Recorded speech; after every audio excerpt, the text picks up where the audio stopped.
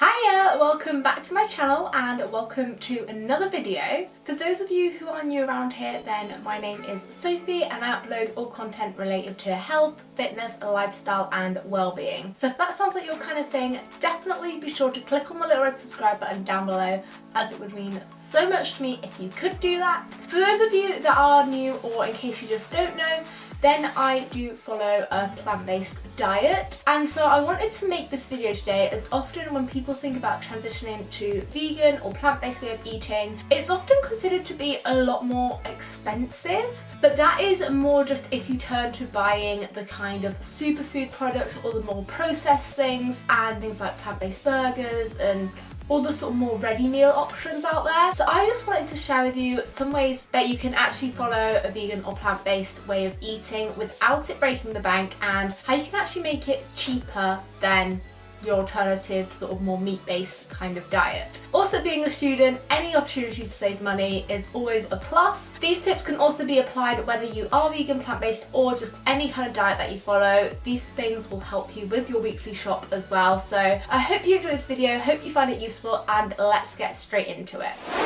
My first tip, which is probably one of the best ways of saving money if you do use a lot of fresh fruit and veg in your diet, which I definitely do, and that is to buy in season. This is the best money saving hack. It is surprising how much different fruits and veggies go up in price when they're not around, not in season, have to be imported from miles away. If you stick to what's in season and you stick to what you can get from sort of local sources, then it will honestly reduce the price of things so much, and it also keeps your cooking a bit more exciting and interesting, as you'll be using different products around different times of year, and you may also discover some new fresh fruit and veg that you've never really tried cooking with before. Another great cheaper alternative is to use tinned veg, and this can be things like pulses, beans, chickpeas, lentils, all of those kind of things, but then also veg like carrots, peas, broccoli. You can find them in a tin, and I did for a while sort of put me off the idea of getting my veg out of tin, but if it is literally just the veg in water, then it basically just has the same nutritional value as the fresh fruit and veg. And for those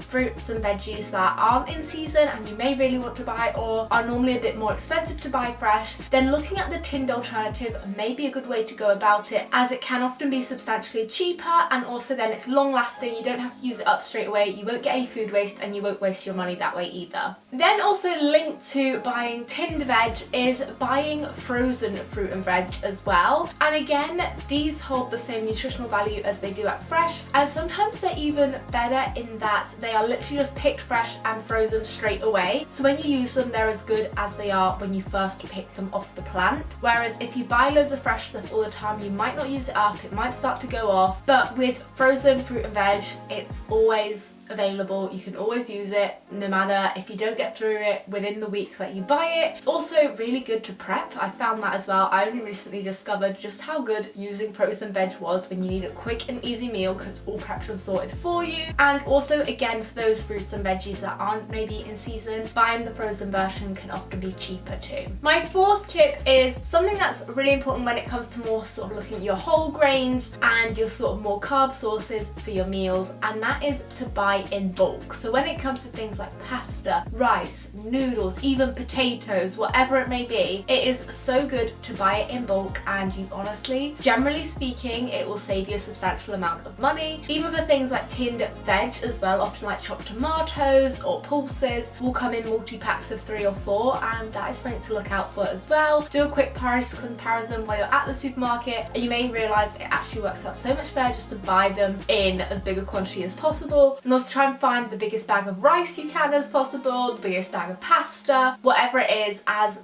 it will often be a lot cheaper to do it that way. It'll last you for longer, you'll have to buy it on a less regular basis, and overall it'll just save you so much more money. And then my final tip is to batch cook. So when it actually comes to doing your cooking, often good things to batch cook that I particularly like to do are things like curries.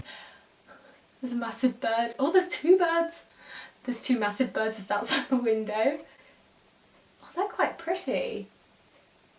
Little seen any like that. They've just completely distracted me. But yeah, to cook in bulk, so things like curries, a chili, anything kind of like that, some kind of stew, they all work really well for making large portions of them. And then you can also freeze them, and this way it will help you to save money, because if you ever have those nights where you're either running out of food or you're just not in the mood to cook and it's tempting to order a takeaway, or you just stop by the shop and end up buying bits and pieces here and there, or the odd ready meal, which all eventually does add up, then you'll be so thankful that you can just whip out something that you previously made from the freezer or the fridge, depending obviously how long ago you made it, and it's just there ready to heat up, so you won't get tempted to splash out and end up wasting more money on buying takeaways and things like that when you could have made something ready so that you didn't fall into that situation. That said, of course, ordering a takeaway or buying the odd more sort of ready meal style meal now and again is fine, but if you do fall into the trap of doing it regularly, then definitely I do suggest batch cooking and freezing portions so you have them handy for those kind of nights.